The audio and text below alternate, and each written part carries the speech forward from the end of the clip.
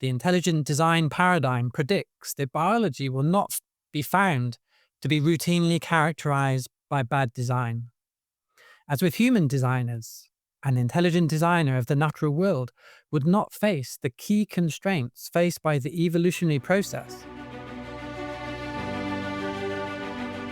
ID, the Future, a podcast about evolution and intelligent design. A good way to evaluate scientific theories of origins is to ask what we'd expect to find if a given hypothesis were true, and then compare that to what we actually observe. Under a Darwinian explanation of life, we'd expect to see designs cobbled together by a blind, undirected process, substandard designs that work, but that, in the words of one scientist, wouldn't win any prizes at an engineering competition. The problem with this view is that it doesn't match up with the scientific evidence. Welcome to ID the Future. I'm your host, Andrew McDermott. Today, award-winning British engineer and designer Stuart Burgess reads excerpts from his new book, Ultimate Engineering. He's going to share just enough with us today to whet your appetite for reading his book, which is chock full of evidence that humans and other organisms contain countless examples of not just so-so, not just good or very good, but optimal engineering in the design of systems and structures that keep living things alive. Now first, he's going to share a few pages from the introduction, explaining that there are two views in biology, and that contrary to Darwinian expectations, intelligent design actually predicts superior design.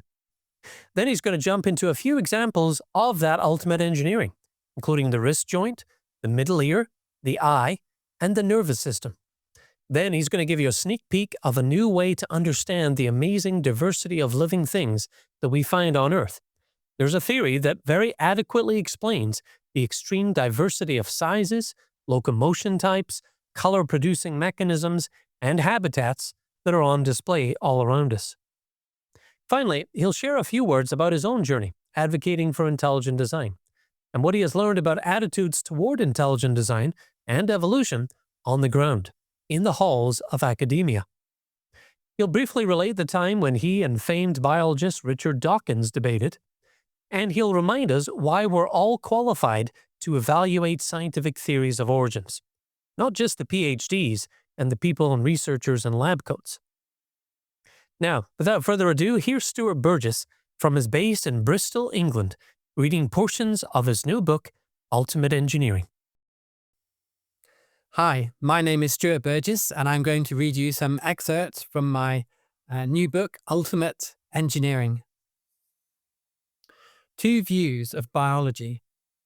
The more we learn about living systems, the more we find ourselves stunned by the masterful designs in biology. Andrea Rinaldi, an evolutionary biologist and world-leading fungi expert, whose papers have been cited more than 7,000 times, put it this way. Biologists often find themselves awestruck by the elegant perfection of living organisms. From molecules to organisms, scientists and engineers have repeatedly been enthralled by nature's handiwork and have emulated natural designs in man-made innovations. I am one of the engineers he's describing. I have helped design prosthetics, spacecraft for the European Space Agency, and the fastest track bike in the world for the British Olympic team. For 4 decades, I've worked alongside top researchers in biology and engineering, and together we are not only awestruck by the engineering marvels of the biological realm, but inspired by them to make significant engineering breakthroughs outside of biology. That pursuit, now a subdiscipline of its own, is known as biomimetics. Despite all this, some evolutionists, including Nathan Nance, Abby Hafer, Jerry Coyne, and Richard Dawkins, insist biology is characterized by bad design.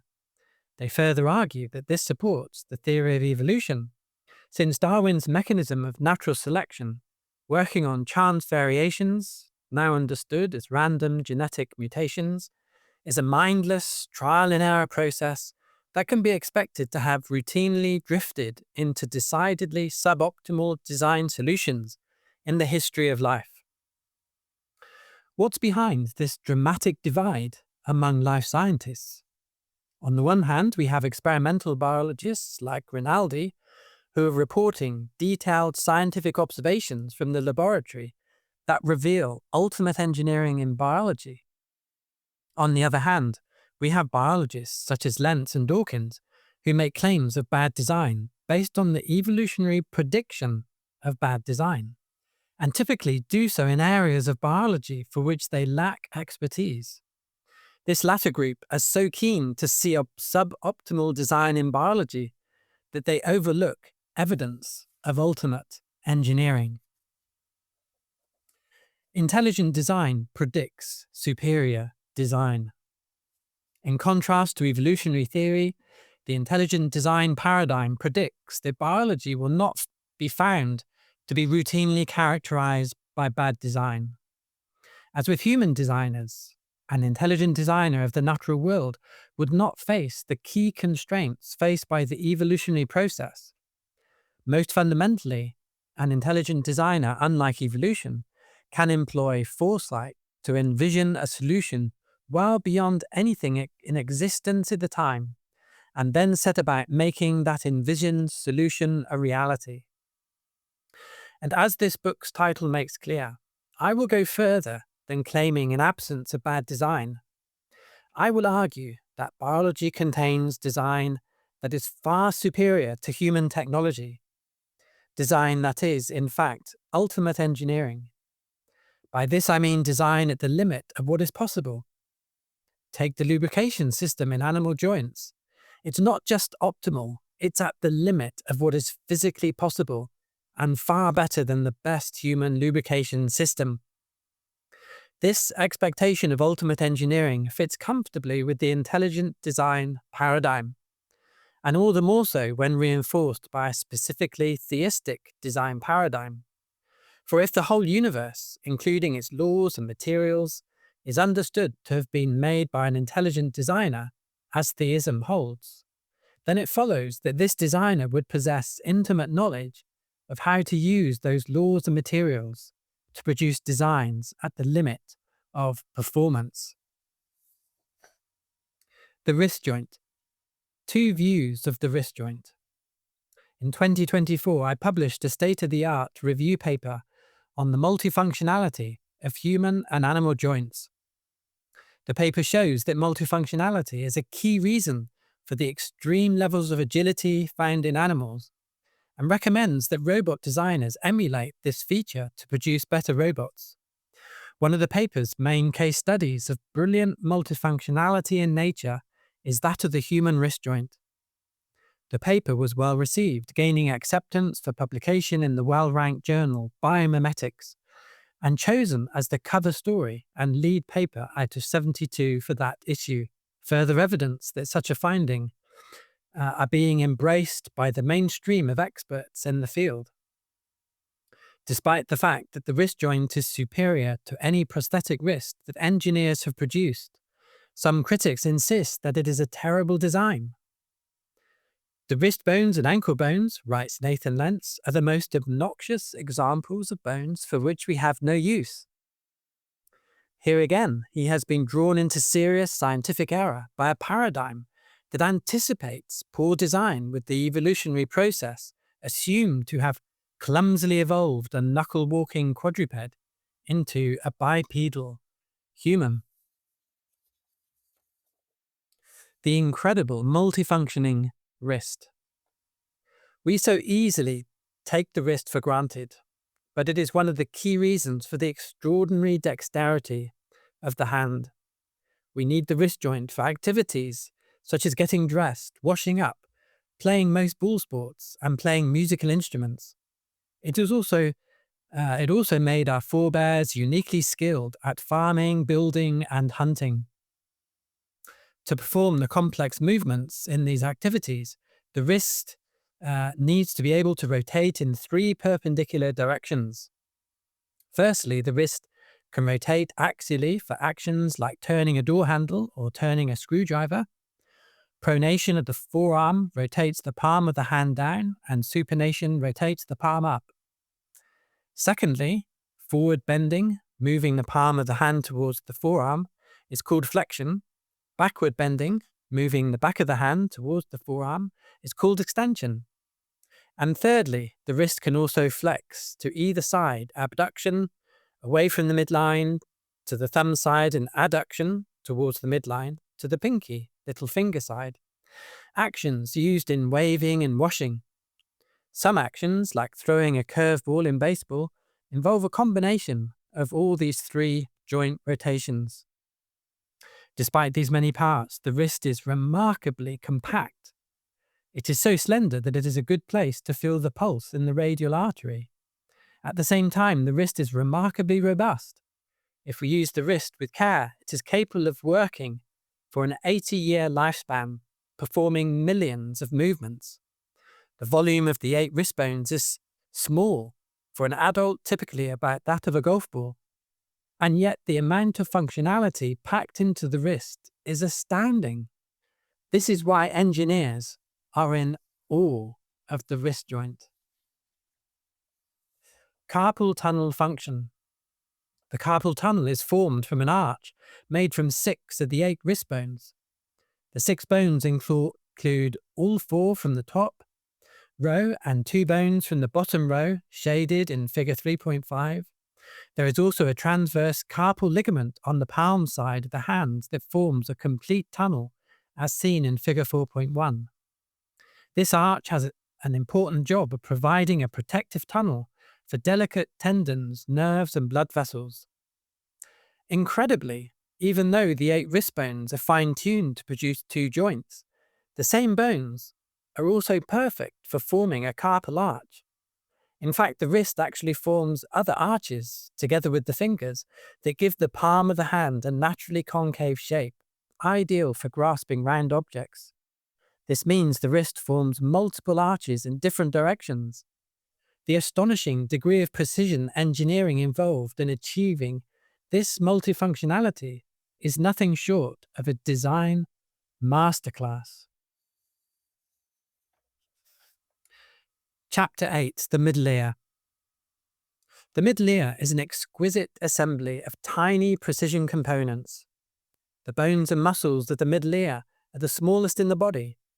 The stapes bone is the smallest bone of all, just 2 to 3 millimeters long. A unique feature of the ear bones is that they do not grow during childhood.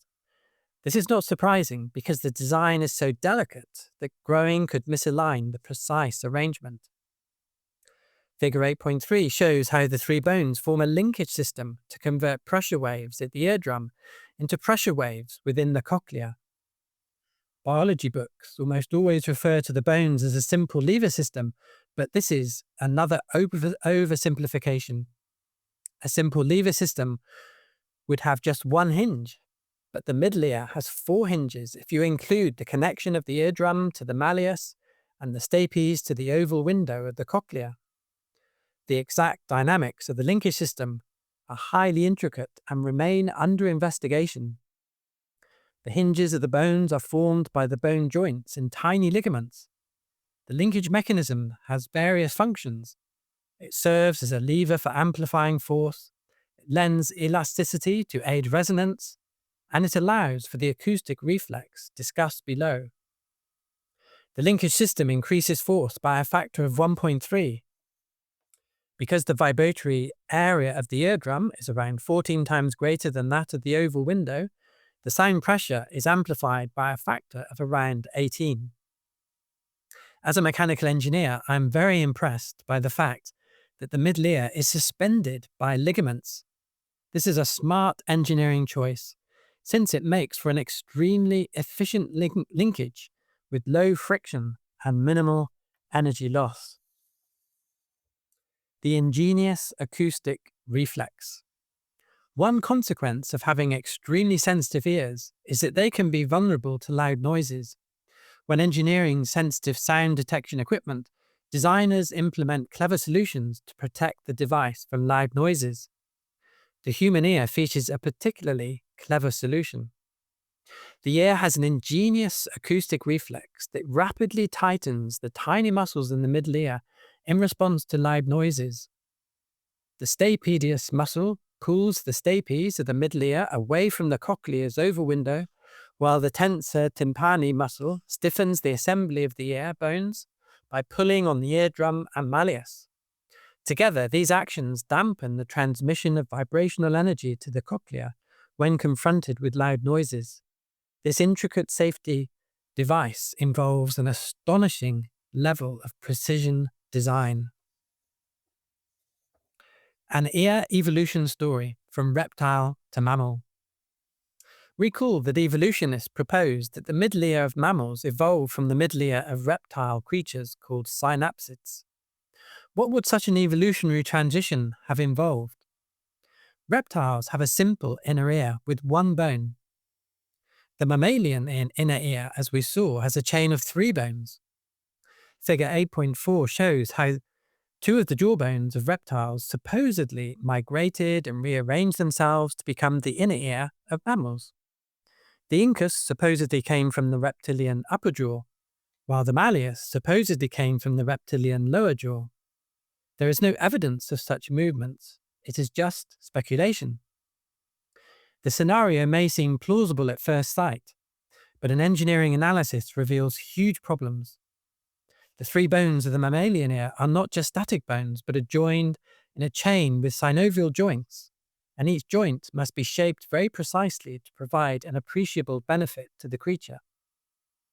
A second problem with the reptile to mammal picture is that it is a gross simplification of the middle ear and that it ignores the ligaments and muscles. There are at least 9 components to the middle ear. So when evolutionists say they can explain the origin of 2 extra bones, they are ignoring at least 6 other parts, each precisely shaped and integrated into the whole. Chapter 9, The Eye. 2 views of the human eye. During my time designing spacecraft systems with the European Space Agency, I had the honor of working on the solar array deployment system for the Hubble Space Telescope.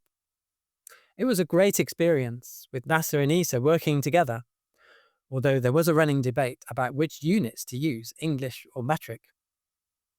During this project, I saw firsthand how brilliant engineering can produce a powerful vision system. Yet the Hubble Space Telescope does not begin to compare with the vision system of the human eye. Computer scientist M. Ponvialo and V. Kumar work on artificial vision systems. They said this: the human visual system is a remarkable instrument. It features 2 mobile image acquisition units. Each has a formidable pre-processing circuitry placed at a remote location from the central processing system, the brain. Its primary tasks include transmitting tiny images within a viewing angle of at least 140 degrees and resolution of 1 arc minute over a limited capacity carrier, the million or so fibers in each optic nerve. That description only scratches the surface of how the eye is a masterpiece of engineering. Irreducible complexity of the trochlear pulley. The trochlear pulley is my favorite part of the eye, a very clever design solution for improving the movement of the eye. Since muscles are anchored at the back of the eye, and since muscles only apply a force in contraction, the muscles can only pull the eye back. This constraint of approaching the eye from the back would restrict the range and efficiency of movement. But for a brilliant design solution to overcome this restriction, use of a ring-like device, the trochlear pulley, to allow the superior oblique muscle to approach the eye from the side, as shown in figure 9.2b. The superior oblique muscle is located behind the eyeball, but the muscle passes through the trochlear pulley to allow the muscle to approach the eyeball from the side and hence pull the eye sideways. This trochlear muscle complex is not just a clever design feature, it is also irreducibly complex. The pulley and the muscle routing are both needed at the same time to be useful. For example, if the pulley suddenly appeared by accident, it would be of no use without the muscle threaded through it. To propose that a pulley developed by accident and that a muscle somehow threaded through it at the same time is not credible. answering claims of bad design. It has long been a talking point of evolution defenders that the vertebrate eye is wired backwards, that is, in a way that no savvy engineer would have chosen, but that a higgledy-piggledy evolutionary process might well have. In 2015, Ryback reported in Scientific American on a new finding. He said this: "Until recently, it seemed as if the cells in the retina were wired the wrong way round, with light travelling through a mass of neurons before reaching the light-detecting rod and cone cells." Setting the scene in what could be best described as an overly generous reconstruction of the evolutionary prior insistence on the backward wiring, Ryback continues and says, "New research presented at a meeting of the American Physical Society has uncovered a remarkable vision-enhancing function for this puzzling structure. Specifically, researchers from the Israel Institute of Technology found that the dense glial cells, also called Muller cells, which span the retinal depth and connect to the cones, guide light just like optical cables, and hence improve vision. Thus, what some had claimed was a design weakness, backward wiring, that points to unguided and suboptimal evolutionary design, is now known to be a design strength on multiple levels. The researchers started publishing their findings in 2010. By 2015, their research was well established and attracting widespread publicity. Despite this, evolutionists like Lentz and Dawkins continue to claim that the human eye is poorly designed due to being supposedly wired backwards.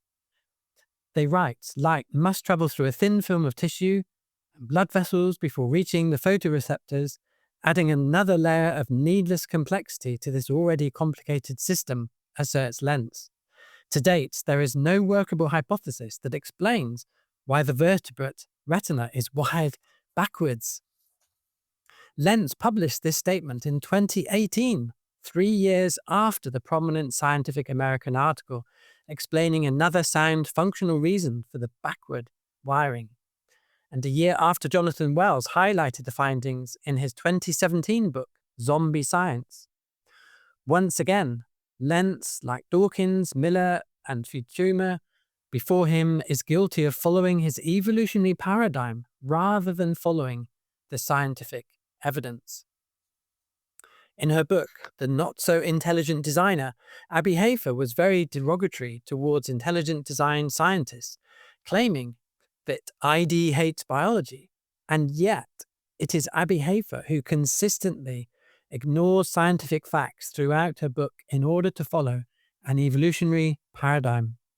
Hafer published her book in 2006, the year after the wired backwards claim of bad design was debunked in Scientific American. Chapter 15, The Nervous System.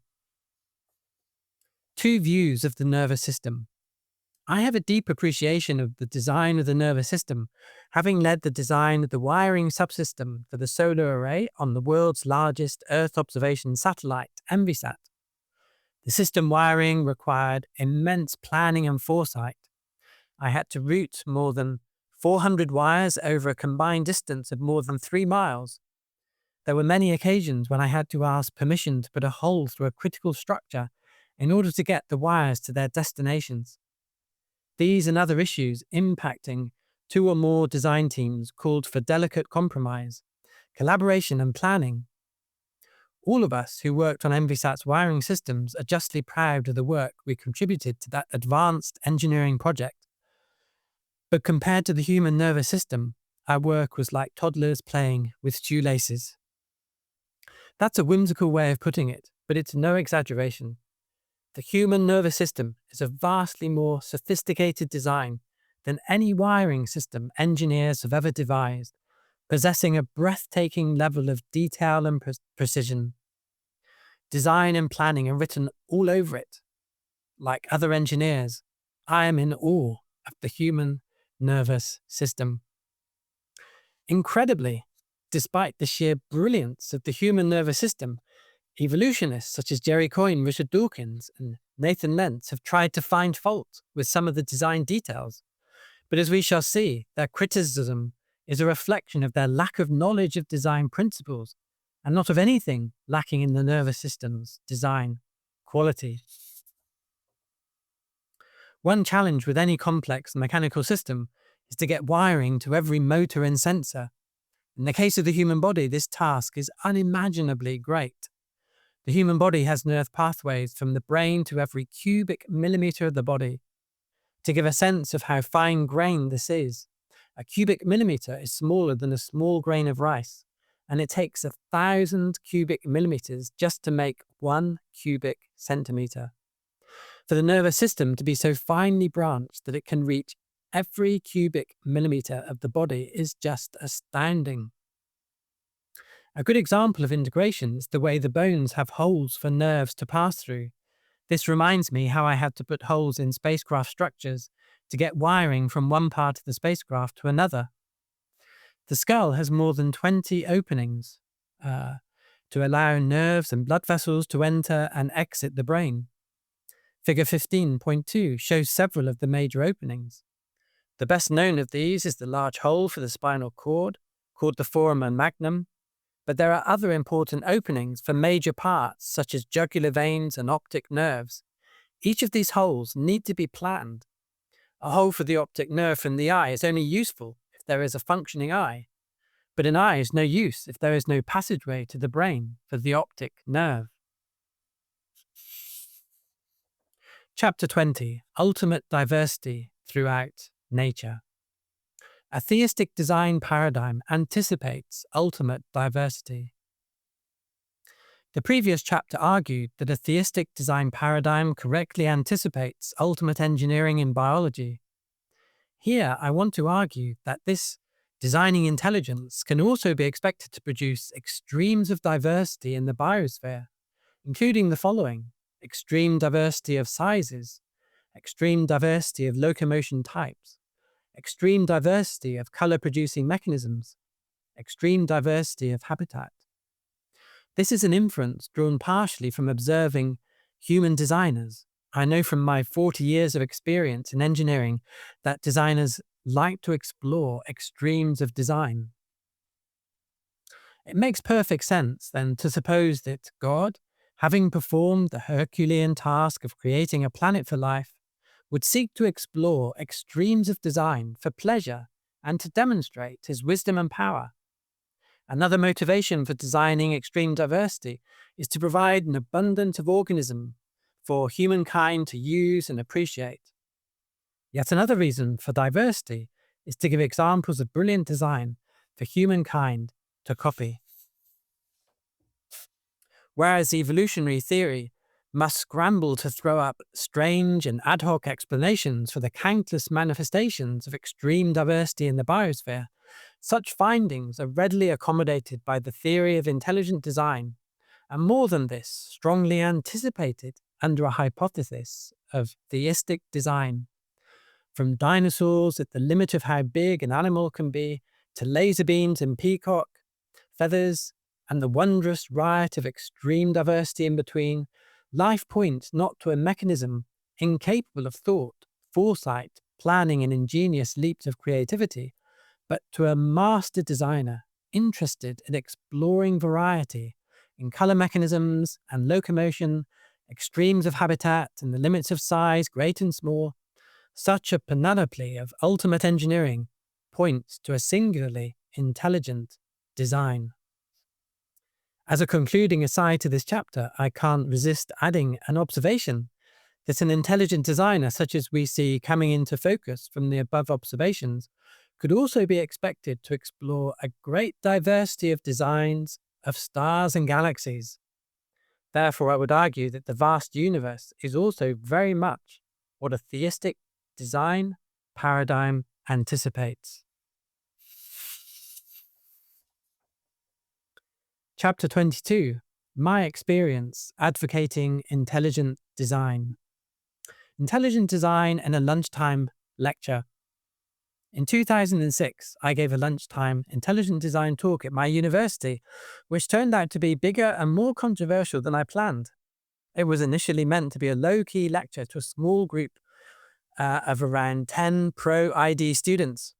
However, one undergraduate managed to find an email list that enabled him to invite the entire university, and he did not tell me. When the venue was changed to the largest lecture room in the engineering department, I could not understand why, but when I turned up, the reason became clear. When I entered the large lecture room, I was surprised to see hundreds of students and lecturers, including many senior professors from the biology and paleontology departments. I spent 45 minutes summarizing evidence for intelligent design, but also an hour in Q&A. It became clear that many students were fascinated by my argument that the theory of intelligent design is supported by strong scientific evidence. But it was also clear that a minority of academics were angry I was giving a pro-ID lecture within the university. The following day, I was passing my dean, and I asked him if he had heard about the lecture, to which he replied, "The whole university is discussing that ID lecture." He also told me he strongly supported my right to free speech. Following the lecture, I was surprised how many academic colleagues came to me and said they also took the ID position or were sympathetic to it. Most of them, especially the biologists, did not want to go public about it. In one case, a senior biologist suggested he join me in teaching a unit that critiqued the theory of evolution. However, after a few weeks, he said he realized it could cost him his career, and so he pulled out. It was sad seeing firsthand how academic bullying can damage science and education. Many students also came to me and said they really wished there could be more debates about intelligent design within the university. They were disappointed when the university decided that one ID lecture was enough. I received several friendly emails from students after the lecture. Here are just a few. The biology department asked people to oppose your point of view, and questions had been pre-arranged, an attitude I find strange as a student, and that was a biology student. The talk was amazing, people being turned away as we packed out the lecture theatre. Thank you for the tremendous gentleness you showed despite a lot of angry biologists. That was from an engineering student. I've never seen a lecture have such a big impact on so many people. That was a biology student. Really enjoyed the lecture and Q&A. I spent most of the Q&A trying to understand what was being said. That was an engineering student. I found this last comment from an engineering student trying to understand what was being said quite funny. But his difficulty stemmed not from any lack of intelligence, but from being completely new to the ID evolution conversation. There is a serious point here. Many students are unaware of the extensive arguments against evolutionary theory and for intelligent design. The educational system, up to that point, having studiously shielded them from any such dangerous information. Dawkins' admission. I once had a brief debate with Richard Dawkins on the subject of intelligent design. It played out on the letters page of a UK national newspaper, The Guardian.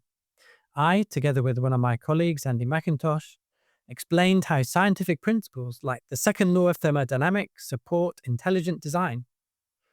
Dawkins countered by arguing that intelligent design proponents were a tiny minority in academia and took a position radically at odds with the evolutionary paradigm. He said this: "Maybe Burgess and McIntosh are right, and all the rest of us, biologists, geologists, archaeologists, historians, chemists, physicists, cosmologists, and yes, thermodynamicists and respectable theologians, the vast majority of Nobel Prize winners, fellows of the Royal Society and the National Academies of the world, are wrong. Not just slightly wrong, but catastrophically, appallingly, devastatingly wrong. My purpose," Dawkins continues, "in this article is to convey the full magnitude of the error into which, if Burgess and McIntosh are right, the scientific establishment has fallen." When Dawkins writes, "Maybe Burgess and McIntosh are right," I agree.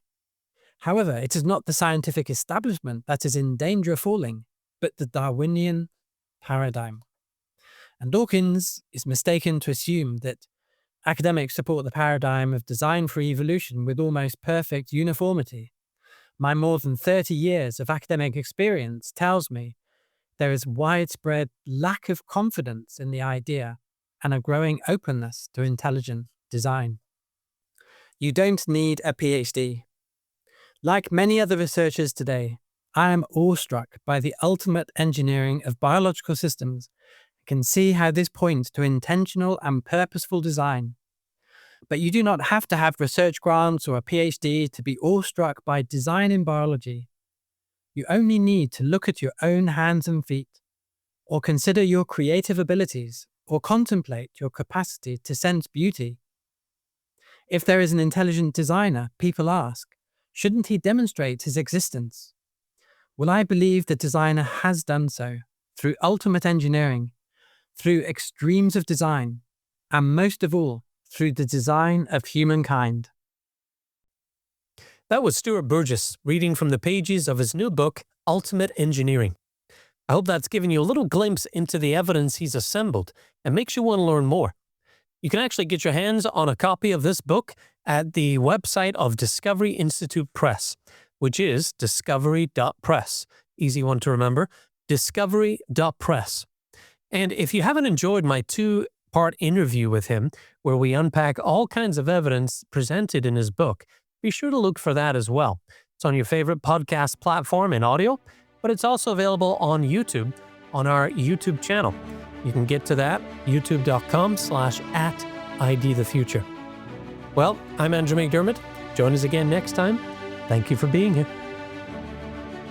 Visit us at idthefuture.com and intelligentdesign.org. This program is copyright Discovery Institute and recorded by its Center for Science and Culture.